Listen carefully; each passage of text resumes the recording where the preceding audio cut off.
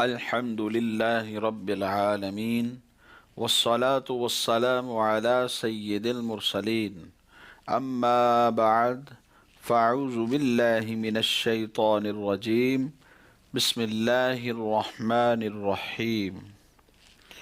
الصلاة والسلام عليك يا رسول الله وعلى آلك وأصحابك يا حبيب الله الصلاة والسلام عليك يا نبي الله وعلى آلك وأصحابك يا نور الله۔ سرکار دو عالم صلی اللہ تعالی علیہ وآلہ وسلم نے ارشاد فرمایا، من صلی علی کل یوم 50 مرہ صافحته یوم القیامہ او کما قال علیہ السلام۔ ارشاد فرمایا، جس نے مجھ پر روزانہ 50 مرتبہ درود پاک پڑھے، کل بروز قیامت میں اس کے ساتھ مصافحہ کروں گا۔ صلو علی الحبیب صلی اللہ تعالی علی محمد صلی اللہ علیہ وسلم۔ پیارے اسلامی بھائیوں اور مدنی چینل کے ناظرین، ہم آج پھر اپنے سلسلے قرآن سے تعلق میں آپ کو خوش آمدید کہتے ہیں۔ حصول ثواب کی خاطر بیان سننے سے پہلے اچھی نیتیں بھی فرما لیجئے کہ فرمان مصطفیٰ صلی اللہ تعالی علیہ وآلہ وسلم ہے، نیت المؤمن خیر من عملہ، مومن کی نیت اس کے عمل سے بہتر ہے۔ اللہ تبارک و تعالی نے بنی نوع انسان کی تخلیق فرمائی۔ اس انسان کو اللہ تبارک و تعالی نے زندگی گزارنے کا طریقہ بھی عطا فرمایا۔ ارشاد فرمایا، وَأَطِيعُوا اللَّهَ وَأَطِيعُوا الرَّسُولَ، کہ تم اطاعت کرو اللہ کی اور اطاعت کرو اللہ تبارک و تعالی کے رسول کی۔ انسان اطاعت کرتا چلا جائے اللہ کی اور اس کے پیارے محبوب صلی اللہ تعالی علیہ وآلہ وسلم کی، تو اللہ تبارک و تعالی اس کی زندگی کو سرخرو فرما دیتا ہے۔ اور یہی وہ شخص ہے جو اپنی زندگی کو اچھے اوصاف کے ساتھ جب بسر کرتا ہے تو اللہ تبارک و تعالی نے اس بندے کے ساتھ جنت کا وعدہ فرمایا ہے۔ ہم سب کو چاہیے کہ ہم اللہ کے احکام پر عمل کریں، اور اس کے لیے ضروری ہے کہ ہم اپنا تعلق قرآن کے ساتھ مضبوط کر لیں، قرآن کو اپنا پیشوا بنا لیں، قرآن کو اپنا رہبر بنا لیں، اپنا سورس آف گائیڈنس قرآن کو بنا لیں۔ قرآن کے ساتھ اگر ہمارا کنیکشن مضبوط ہو جائے گا تو ہم قرآن پڑھنے والے ہوں گے، قرآن سمجھنے والے بن جائیں گے، قرآن پڑھتے چلے جائیں گے، قرآن سمجھتے چلے جائیں گے تو اس کے احکام پر عمل کرنا آسان ہو جائے گا، کیونکہ قرآن اللہ کی طرف سے رحمت ہے، یہ شفا بھی ہے، یہ دنیا کی زندگی میں انسان کے لیے کامیابی، ناموری اور سٹیٹس کا ایک ذریعہ ہے۔ قرآن سے عظمت ملتی ہے۔ جس نے بھی قرآن سے تعلق جوڑا اس کو راحت بھی ملی، شفا بھی ملی، کامیابی بھی ملی، اسے اس دنیا میں اللہ کی طرف سے روشنی بھی میسر آئی۔ اللہ تبارک و تعالی قرآن مجید فرقان حمید کے بارے میں خود ارشاد فرماتا ہے، وَنُنَزِّلُ مِنَ الْقُرْآنِ مَا هُوَ شِفَاءٌ وَرَحْمَةٌ لِّلْمُؤْمِنِينَ وَلَا يَزِيدُ الظَّالِمِينَ إِلَّا خَسَارًا۔ اور ہم قرآن میں وہ اتارتے ہیں جو چیز ایمان والوں کے لیے شفا اور رحمت ہے، اور اس سے ظالموں کو نقصان ہی بڑھتا ہے۔ قرآن یہ ایمان والوں کے لیے ہدایت کا راستہ ہے جس پر چل کر بندہ اپنی زندگی کو کامیاب زندگی بنا لیتا ہے، اور یہی وہ قرآن ہے جو ہمارے لیے زندگی میں ناموری اور عظمت کا سبب ہے۔ جس نے قرآن سے تعلق جوڑ لیا، اللہ جل مجدہ نے اسے اس دنیا میں سٹیٹس عطا فرمایا۔ حضرت انس رضی اللہ تعالیٰ عنہ فرماتے ہیں، جب کوئی شخص نبی پاک صلی اللہ تعالیٰ علیہ وآلہ وسلم کی بارگاہ میں حاضر ہو کر سورہ بقرہ اور سورہ آل عمران پڑھ لیتا تھا، صرف 2 سورتیں، سورہ بقرہ اور سورہ آل عمران، فرمایا کہ وہ شخص پھر ہماری نظروں میں قابل احترام ہو جاتا تھا، یعنی ہم اس کا احترام کیا کرتے تھے۔ جیسے ہمیں جب پتہ چل جاتا ہے فلاں شخص قرآن کا حافظ بھی ہے اور عالم بھی ہے، قرآن سمجھنے والا ہے اور قرآن پر عمل کرنے والا ہے، قرآن کا درس دینے والا ہے، اس کی عزت، اس کا احترام ہمارے دلوں میں بڑھ جاتا ہے۔ معلوم ہوا کہ قرآن سے تعلق بندے کو لوگوں کی نظروں میں باعظمت بنا دیتا ہے، اس کی تعظیم کی جاتی ہے،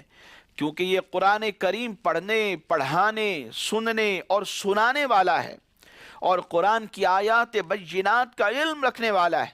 اس لیے اس کی عزت ہے۔ اور یہ صرف سورہ بقرہ اور سورہ آل عمران ہی نہیں، بلکہ قرآن مجید فرقان حمید کی کسی بھی سورہ مبارکہ کا علم حاصل کر لو تو عظمت ملتی ہے، ناموری ملتی ہے۔ قرآن کریم کی ہر سورہ مبارکہ بے مثل و بے مثال ہے۔ سورہ فاتحہ جو قرآن مجید میں ان دونوں سورتوں سے پہلے ہے، اس کے فضائل بھی بے شمار ہیں۔ مفسرین فرماتے ہیں یہ سورہ مبارکہ ام القرآن ہے، یہ سورہ مبارکہ ام الکتاب ہے، یہ سورہ مبارکہ سورہ کنز بھی ہے، وافیہ بھی ہے، شافیہ بھی ہے، یہ سورہ دعا بھی ہے اور سورہ شفا بھی ہے۔ اس کے متعدد نام ہیں، اور کسی بھی چیز کے ناموں کا متعدد ہونا اس کی شرف اور عظمت پر دلالت کرتا ہے۔ ایک روایت میں ہے حضور نبی پاک صلی اللہ علیہ وسلم نے حضرت ابی بن کعب رضی اللہ تعالیٰ عنہ سے ارشاد فرمایا کہ اللہ تبارک و تعالیٰ نے تورات، انجیل اور زبور میں ام القرآن کی مثل کوئی صورت نازل نہیں فرمائی، یعنی سورہ فاتحہ ایسی صورت ہے کہ اس کی مثل نہ تو تورات میں ہے، نہ انجیل میں ہے اور نہ ہی زبور کے اندر ہے۔ اس سورہ مبارکہ کو رب نے وہ فضیلتیں، وہ شرف اور عظمت عطا فرمائی ہیں۔ حضرت عبداللہ بن عباس رضی اللہ تعالی عنہما فرماتے ہیں ایک فرشتہ آسمان سے نازل ہوا اور اس نے سید المرسلین صلی اللہ علیہ وسلم کی بارگاہ میں سلام پیش کیا۔ یہ وہ فرشتہ ہے جو اس دن سے پہلے کبھی آسمان سے پہلے نہیں اترا تھا، یہ پہلی مرتبہ آسمان سے نازل ہوا، آ کر حضور صلی اللہ علیہ وسلم کی بارگاہ میں سلام پیش کرتا ہے اور ایک بشارت دیتا ہے، خوشخبری دیتا ہے، اے اللہ کے رسول صلی اللہ علیہ وسلم، آپ کو ان 2 نوروں کی بشارت ہو جو آپ کے علاوہ کسی اور نبی کو اللہ تبارک و تعالی نے نہیں عطا فرمائے، اور وہ 2 نور یہ ہیں،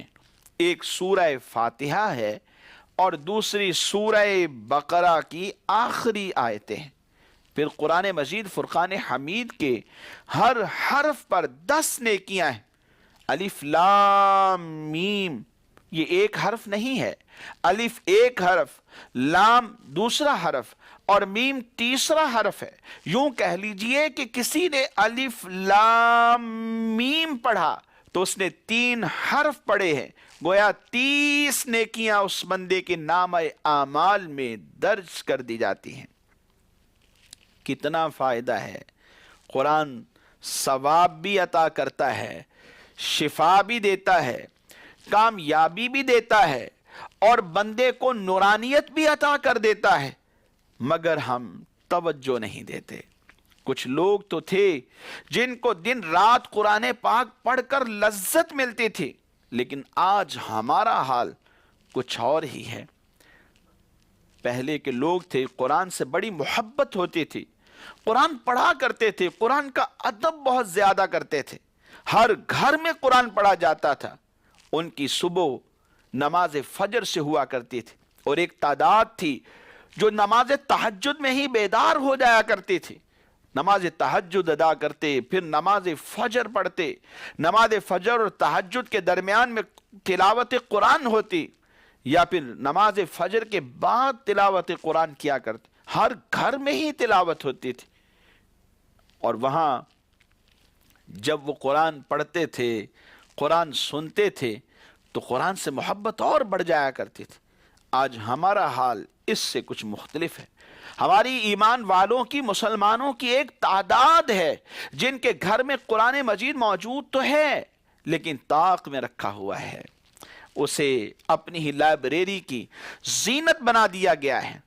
اور وہاں حفاظت سے، ادب سے ایک اونچے مقام پر رکھ دیا جاتا ہے۔ کیوں؟ اس لیے کہ قرآن پڑھنے والا گھر میں کوئی نہیں ہے۔ قرآن جن کو آتا ہے ان کے پاس وقت نہیں ہوتا، اور جو قرآن پڑھنا جانتے ہی نہیں ہیں، جنہوں نے سیکھا ہی نہیں،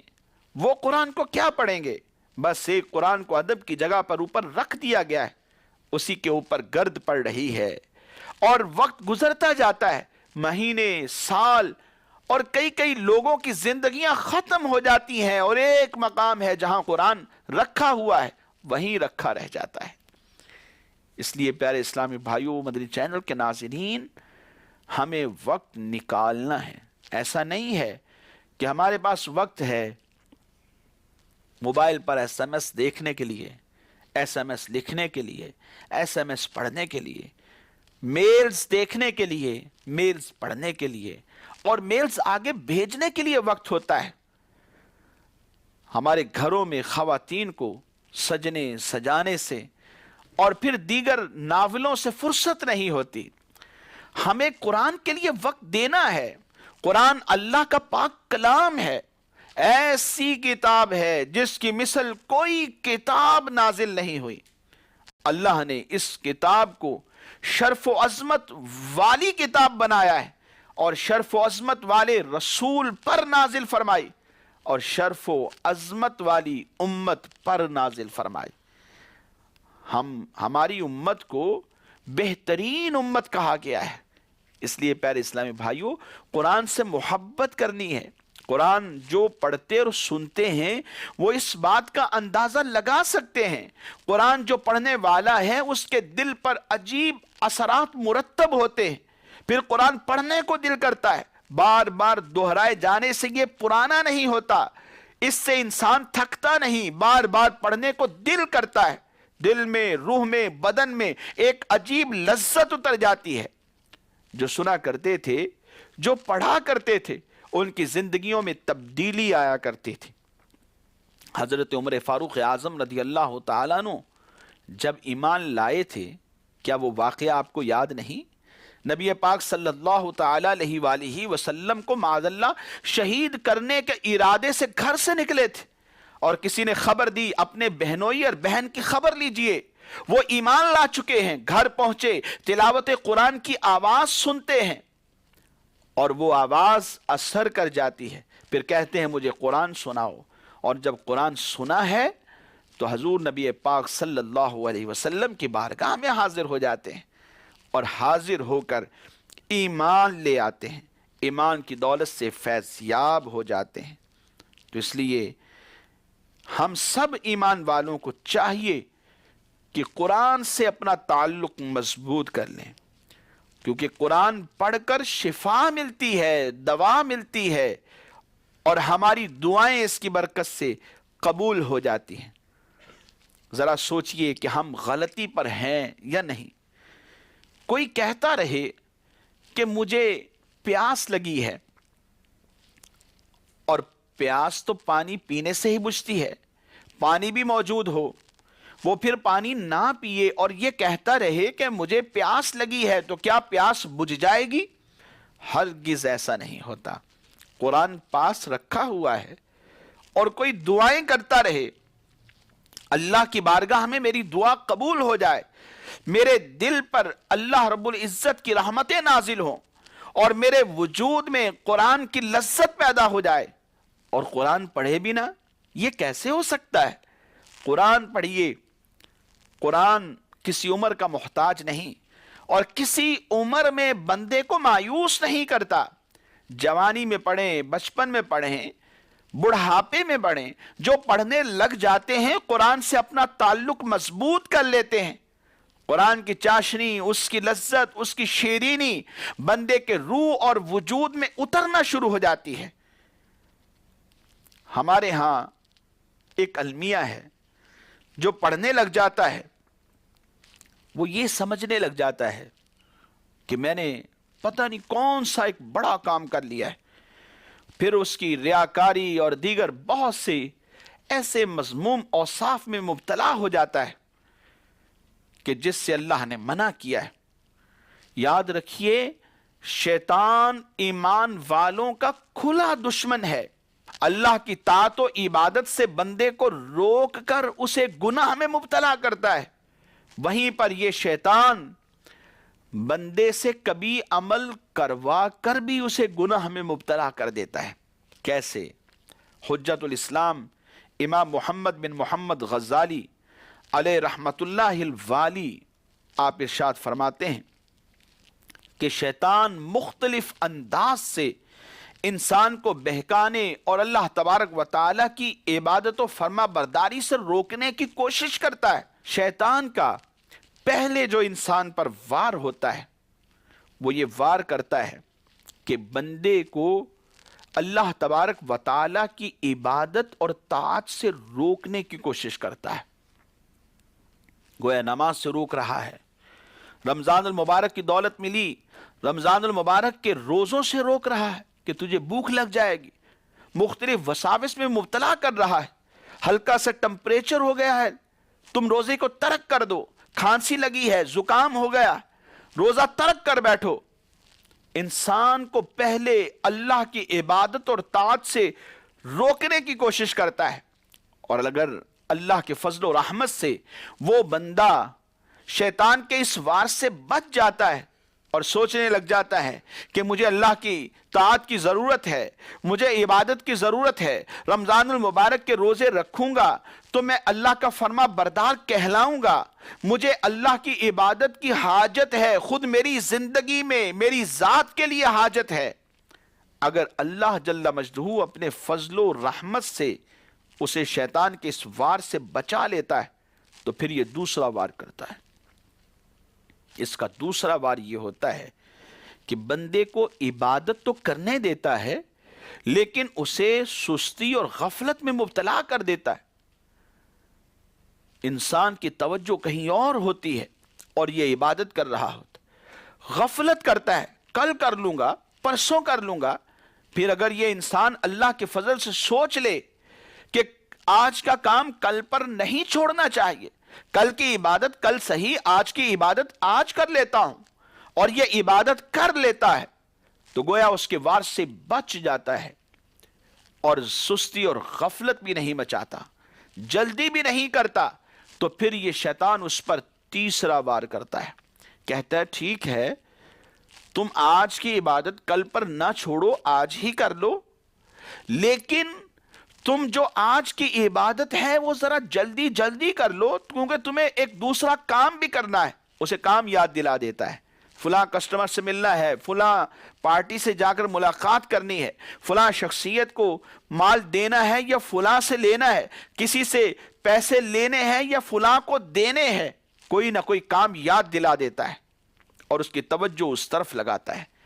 اور اگر اللہ کی فضل و رحمت سے بندہ عبادت میں جلدی نہ کرے بلکہ عبادت کو جیسے عبادت کا حق ہے ویسے ادا کر لیتا ہے اور اللہ کا فضل اس پر ہو جاتا ہے تو پھر اس پر ایک چوتھا وار کرتا ہے، اس سے عبادت میں ریاکاری میں مبتلا کر دیتا ہے، دکھاوے میں مبتلا کر دیتا ہے۔ اور اگر بندہ اللہ کی دی ہوئی توفیق سے اس وار سے بھی بچ جاتا ہے تو یہی شیطان پھر انسان پر ایک اور وار کرتا ہے، اسے خود پسندی میں مبتلا کر دیتا ہے اور کوشش کرتا ہے کہ لوگوں پر یہ اپنی عبادت کی عمدگی کو ظاہر کرے اور اسے کہتا ہے کہ تم نے کتنی عمدہ عبادت کی ہے، تم نے کتنی زیادہ شب داری کی، کئی دن ہو گئے شب داریاں کرتے ہوئے، عبادت کرتے ہوئے، اسے ریاکاری میں مبتلا نہ کر سکا تو خود پسندی کے اندر مبتلا کرنے کی کوشش کرتا ہے۔ اور اگر وہ انسان اللہ تبارک و تعالیٰ کے فضل و کرم سے اس بار بھی محفوظ رہے اور خود پسندی میں مبتلا ہونے سے بچ جائے تو پھر اس کے اوپر ایک اور حربہ استعمال کرتا ہے جو سب سے زیادہ خطرناک ہے، اور شیطان کے اس حربے سے بہت عقل مند اور ہوشیار دل شخص کے علاوہ کوئی اور نہیں بچ سکتا۔ چنانچہ شیطان کہتا ہے کہ اے نیک بخت انسان، تم لوگوں سے چھپ چھپ کر نیکیاں کرنے میں کوشاں ہو، اور اللہ تبارک و تعالیٰ تو تمہاری ان نیکیوں کو لوگوں کے سامنے ظاہر کر دے گا، ان قریب وہ تمہیں لوگوں میں مشہور کر دے گا، تو لوگ تمہیں اللہ تبارک و تعالیٰ کا مقرب بندہ کہہ کر یاد کیا کریں گے۔ اس طرح شیطان اللہ رب العزت کے اس بندے کو بھی ریاکاری میں مبتلا کرنا چاہتا ہے، اور اگر اللہ تبارک و تعالیٰ اپنی رحمت و عنایت سے انسان کو شیطان کے اس حربے سے بھی محفوظ فرما دے تو وہ شیطان کو یہ کہہ کر ذلیل و خوار اور نامراد کر دیتا ہے کہ اے ملعون، ابھی تک تو میرے پاس میرے اعمال کو فاسد و بیکار کرنے آیا کرتا تھا، اور اب ان اعمال کی اصلاح و درستگی کے لیے آ رہا ہے۔ یعنی پہلے تو مجھے عبادت سے ہی روک رہا تھا، آج عبادت تو کرنے دے رہا ہے، اب مجھے خود پسندی میں تو مبتلا کر رہا ہے اور ریاکاری کے اندر مبتلا کر رہا ہے تاکہ لوگوں کے سامنے میں دکھاوا کرنے لگوں۔ بندہ جب اس کے اس وار کو سمجھ جاتا ہے، اللہ کی دی ہوئی توفیق سے اس کے اس خطرناک حربے سے بھی بچ جاتا ہے تو پھر اس پر یہ ایک اور وار کرتا ہے، تو وہ انسان کے پاس آ کر اسے کہتا ہے کہ تجھے اعمال کرنے کی کیا ضرورت ہے، کیونکہ انسان کے نیک و بد ہونے کا فیصلہ تو روز اول سے ہو چکا ہے۔ یعنی اس کی تقدیر کے اوپر ضرب لگانے کی کوشش کرتا ہے، تقدیر میں اسے اوہام اور وساوس میں مبتلا کرنے کی کوشش کر رہا ہے کہ ہر بندے نیک اور بد ہونے کا اعتبار تو روز اول سے ہے، یہ فیصلے تو ہو چکے ہیں، اس دن جو برا ہوگا وہ برا ہی رہے گا اور جو اچھا اور نیک ہوگا وہ نیک ہی رہے گا۔ اس لیے اگر تجھے نیک بخت پیدا کیا گیا ہے تو اعمال کو چھوڑنا تمہارے لیے نقصان دہ نہیں، یعنی اگر تجھے لکھ دیا گیا ہے کہ اس کا انتقال نیکوں میں ہوگا تو عمل کیوں کر رہا ہے؟ تجھے عمل کی ضرورت ہی نہیں ہے۔